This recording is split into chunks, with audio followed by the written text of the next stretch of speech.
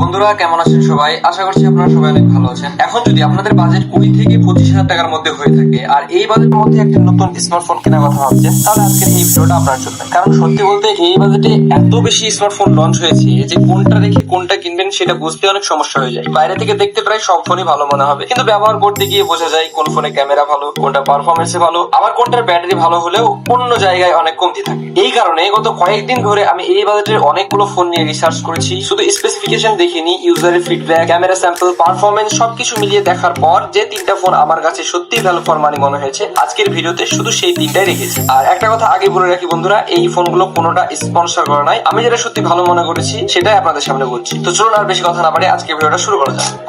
তো বন্ধুরা, আমাদের লিস্টে 3 নম্বর যে ফোনটি রয়েছে সেটি হলো ভিভো T5X 5G। যদি আপনি এমন একজন ইউজার হন যিনি দিনের বেশিরভাগ সময় গেম খেলেন, ভিডিও দেখেন, সোশ্যাল মিডিয়া ব্যবহার করেন আর চান চার্জারটা যতটা সম্ভব কম ব্যবহার করতে, তাহলে এই ফোনটা আপনার জন্য দারুণ একটি অপশন। প্রথমে যদি পারফরমেন্সের কথা বলি, এখানে রয়েছে MediaTek Dimensity 7400 টার্বো প্রসেসর। সত্যি বলতে এই প্রসেসরটা এই বাজেটে খুবই শক্তিশালী। PUBG, BGMI, free fire, call of ডিউটির মতো জনপ্রিয় গেমগুলো খুব ভালোভাবে চালাতে পারবেন। মাল্টিটাস্কিংও একদম স্মুথ থাকবে। সাথে পাচ্ছেন 120 হার্টজের ফুল এইচডি ডিসপ্লে প্যানেল, তাই ভিডিও দেখার, সোশ্যাল মিডিয়া স্ক্রল করার সময় একদম ফ্লুইড অনুভূতি হবে। তবে আমার কাছে এই ফোনের সবচেয়ে বড় হাইলাইট মনে হয়েছে 7200 মিলিঅ্যাম্পের ব্যাটারি। তাই এত বড় ব্যাটারি থাকায় একবার চার্জ দিলে অনেক ইউজারের ক্ষেত্রে 1.5 থেকে 2 দিন নিশ্চিন্তে ব্যবহার করা সম্ভব। সঙ্গে ফাস্ট চার্জিংও রয়েছে। আরেকটা ভালো বিষয় হলো ফোনটিতে রয়েছে IP68 এবং IP69 রেটিং, মানে পানি বা ধুলোবালির দিক থেকেও বাড়তি নিরাপত্তা হবে। ক্যামেরা রয়েছে 50 মেগাপিক্সেল সোনি সেন্সর আর 4K ভিডিও রেকর্ডিং করতে পারবেন। দিনের আলোতে ছবি যথেষ্ট শার্প আর ভিডিও কোয়ালিটিও বেশ ভালো। সব মিলে যদি আপনার প্রায়োরিটি হয় বিশাল ব্যাটারি, ভালো পারফরমেন্স আর লং টার্ম ইউজ, তাহলে ভিভো T5X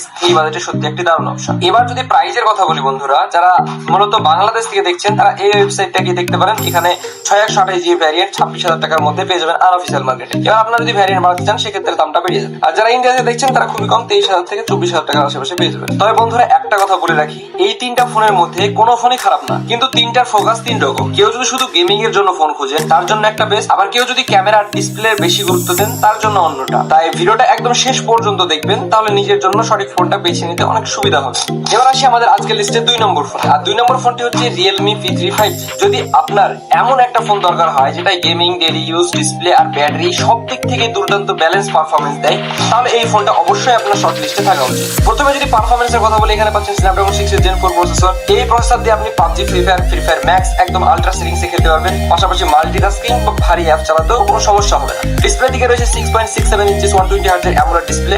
কালার, ব্রাইটনেস আর স্মুথনেস সব মিলিয়ে ভিডিও দেখা, গেম খেলা কিংবা সোশ্যাল মিডিয়া ব্যবহার করার সময় দারুণ এক্সপিরিয়েন্স পাবেন। ব্যাটারি দিকে রয়েছে 6000 মিলিঅ্যাম্পের ব্যাটারি, সঙ্গে 45 ওয়াটের ফাস্ট চার্জিং রয়েছে। তাই একদিনে বেশি আরামসে ব্যবহার করতে পারবেন আর চার্জও দ্রুত হয়ে যাবে। ক্যামেরার কথা বললে এখানে রয়েছে 50 মেগাপিক্সেলের AI ক্যামেরা। দিনের আলোতে ছবিগুলো খুবই ভালো, সোশ্যাল মিডিয়ার জন্য একদম যথেষ্ট শার্প এবং ডিটেইল আউটপুট পাবেন। কিছুটা দিলে আমরা দেখলে বুঝতে পারবেন ছবির ক্লিয়ারিটি কতটা। সব মিলিয়ে যদি আপনি এমন একটা ফোন চান যেখানে পারফরমেন্স, অ্যামোলেড ডিসপ্লে, ব্যাটারি আর ডেইলি ইউজ সবকিছু সুন্দর ব্যালেন্স থাকে, তাহলে Realme P3 5G এই বাজেটে অন্যতম সেরা ভ্যালু ফর মানি ফোন। এবার যদি বন্ধুরা প্রাইসের কথা বলি, তাহলে এই ফোনটা যারা বাংলাদেশ থেকে দেখছেন তারা Realme P3 এই ওয়েবসাইটটা গিয়ে দেখতে পারেন। এখানে আপনারা 24,000 টাকার মধ্যে পেয়ে যাবেন। আপাতত এই ফোনটার দাম এখন একটু কম আছে, চাইলে আপনারা এই ওয়েবসাইটে গিয়ে এখানে কথাবার্তা বলে নিয়ে নিতে পারেন। যারা ইন্ডিয়া থেকে দেখছেন তারা বেস্ট ভেরিয়েন্ট 16 থেকে 17,000 টাকার আশেপাশে পেয়ে যাবেন। তো বন্ধুরা, আপনাদের সুবিধার্থে এই সব ফোনে বাইং লিংক আমি ভিডিও ডেসক্রিপশন বক্সে দিয়ে রেখেছি। আপনারা যদি চান সেখান থেকে নিতে পারেন, ওখানে আমাদের অ্যাফিলিয়েট লিংক দেওয়া রয়েছে। এর জন্য আপনাদের এক্সট্রা কোনো টাকা পে করতে হবে না। আপনারা যে দামে কিনতেন তার থেকে কিছুটা ডিসকাউন্টে পেয়ে যাবেন। তো চাইলে সেখান থেকে গিয়ে দেখে আপনাদের যেটা ইচ্ছে সেটা নিতে পারেন।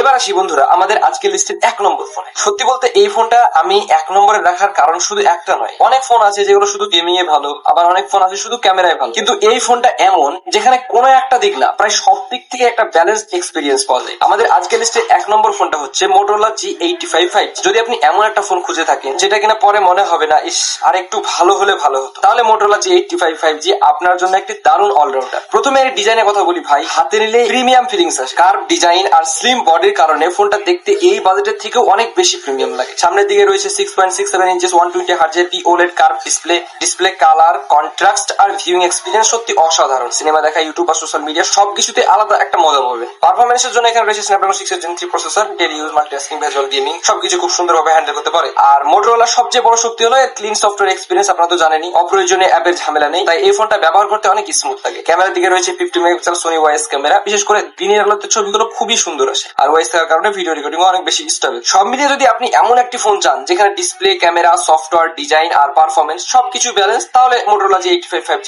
আমার মতে এখনো এই বাজেটের সেরা অলরাউন্ডার ফোন। এবার যদি প্রাইসটা ছোট করে দেখিয়ে দিই, এই সেম ওয়েবসাইটে আপনারা দেখতে পারেন 24,500 টাকার মধ্যে আর 128GB ভ্যারিয়েন্ট পেয়ে যাবেন। আর 1256 যদি নিতে চান তাহলে 30,500 টাকার মধ্যে পেয়ে যাবেন। চাইলে সেখান থেকে গিয়ে আপনারা কথা বলে নিতে পারেন। আর যারা ইন্ডিয়া থেকে দেখছেন তারা খুবই কম 17 থেকে 18,000 টাকার মধ্যে বেস্ট ভ্যারিয়েন্ট পেয়ে যাবেন। তো বন্ধুরা, এই ছিল 20 থেকে 25,000 টাকা বাজেটের মধ্যে আমার মতে সেরা 3টি 5G স্মার্টফোন। এখন কমেন্ট করে অবশ্যই জানাবেন এই 3টার মধ্যে আপনার কাছে কোন ফোনটা সবচেয়ে ভালো লেগেছে। আর যদি আপনার অন্য কোনো ফোন ভালো মনে হয় সেটাও কমেন্টে লিখে জানাতে পারেন, আমি অবশ্যই পড়বো। আর বন্ধুরা, আপনারা কোথা থেকে ভিডিওটা দেখছেন অবশ্যই কমেন্ট করে জানাবেন। ইন্ডিয়া হলে ইন্ডিয়া আর বাংলাদেশ হলে বাংলাদেশ। আর ভিডিওটা যদি আপনার একটু হলেও সাহায্য করে থাকে তাহলে অবশ্যই একটি লাইক করবেন এবং চ্যানেলটি সাবস্ক্রাইব করে আমাদের সঙ্গেই থাকবেন, কারণ প্রতিদিনই আমরা এমন ধরনের টেক ভিডিও নিয়ে আসি। তো দেখা হবে পরবর্তী ভিডিওতে। ততক্ষণ পর্যন্ত সবাই ভালো থাকবেন, সুস্থ থাকবেন। আল্লাহ হাফেজ।